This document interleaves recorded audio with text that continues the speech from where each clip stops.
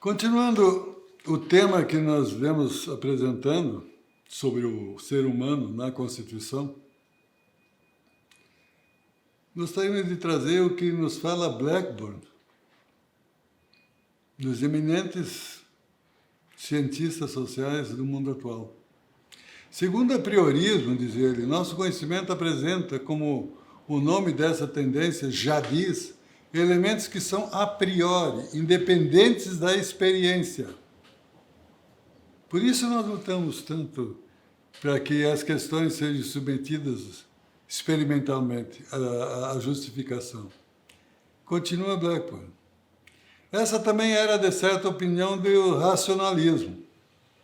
Enquanto este, porém, considerava os fatores a priori como conteúdos, como conceitos completos, esses fatores são, para o apriorismo, de natureza formal. Então, aqui é mais uma questão de entendimento. Continua-se depois o que diz Blackburn. Quando se considera os conceitos completos, eles são a prioristicamente formados. E quando eles estão formalmente conformados, eles passam a ter validade. Então, essa conformação formal é que dá um conteúdo de verdade. Há uma ideia a prioristicamente fazida. Quando se fala em apriorismo, é alguma coisa meramente pensada. Eles não são conteúdos, diz Blackburn, do conhecimento, mas formas do conhecimento.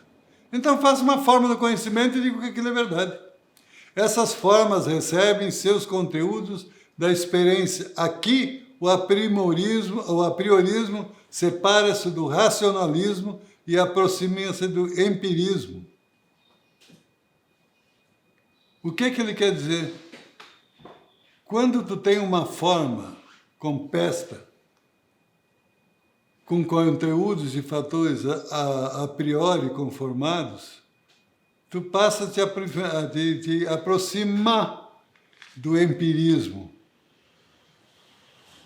Mas não adota o empirismo como forma de experiência. Porque tu sai do plano do pensamento e fica no plano do pensamento. E aí volta a pergunta. Dá para tirar leite real de uma vaca pensada? Desculpe repetir. Será que o que eu penso e deixo isso formatado dentro de um formalismo total, eu tenho a verdade? Separada da realidade?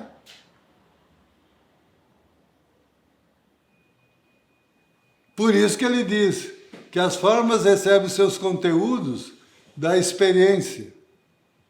As formas efetivas. O aprimorismo separa-se do racionalismo e aproxima-se do empirismo. Mas o racionalismo é aquele racionalismo posto pelo grupo de Viena. Porque o sujeito observa a realidade e a realidade é o que o sujeito pensa, desde que formalmente posto. Então é a linguagem logicamente organizada que passa a valer e não a realidade. É isso que quer nos trazer Blackburn.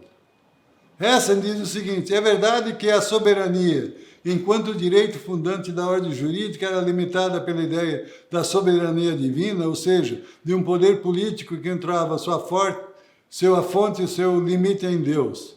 A potestas deriva-se desta suprema autoridade, interpretada conforme o ensinamento da Igreja, que por isso mesmo atuou na prática como uma limitadora do poder político.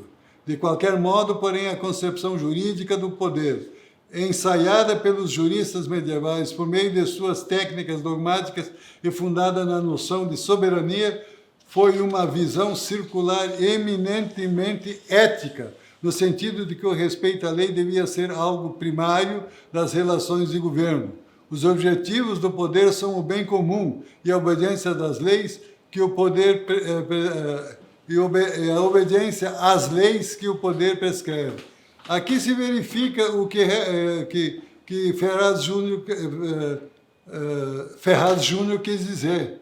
Ele diz o seguinte, que esta potestade do Estado, ele vem composto com as raízes originárias desde sempre.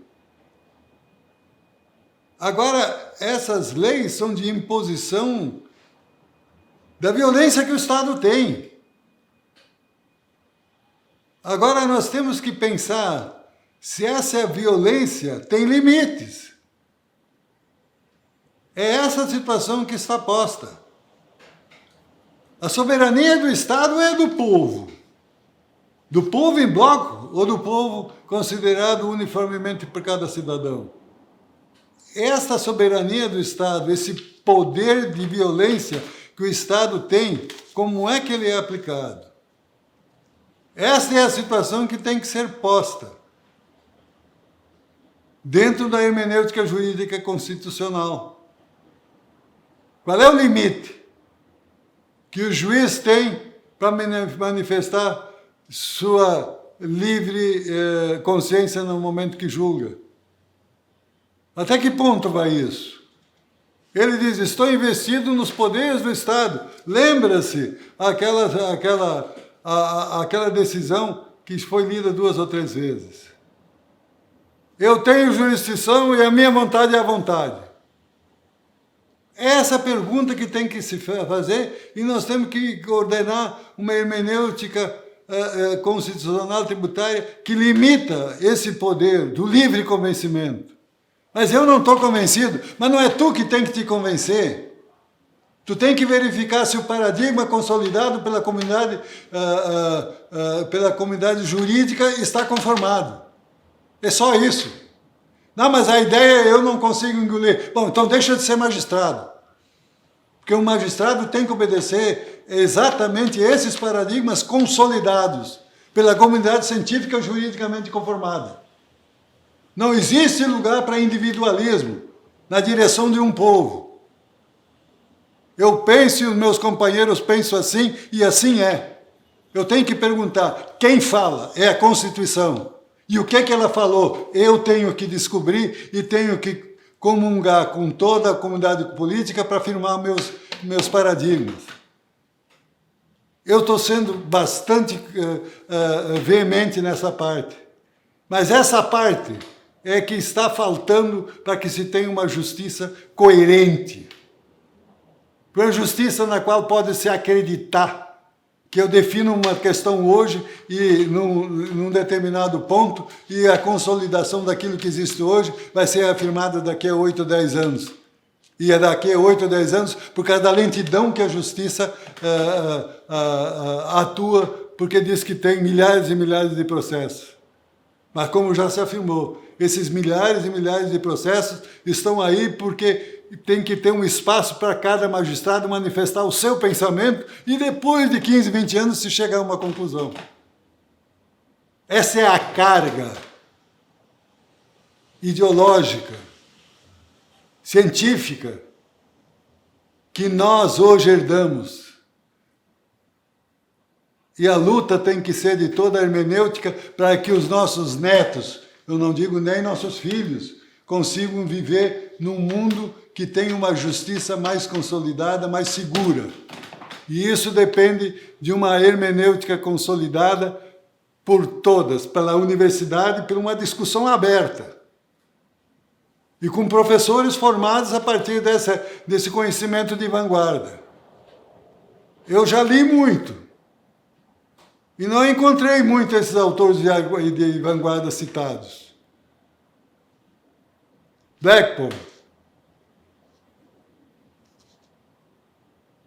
Todos os outros que nós citamos, eles estão sendo articulados dentro do nosso contexto legal e objetivo e real da nossa jurisprudência?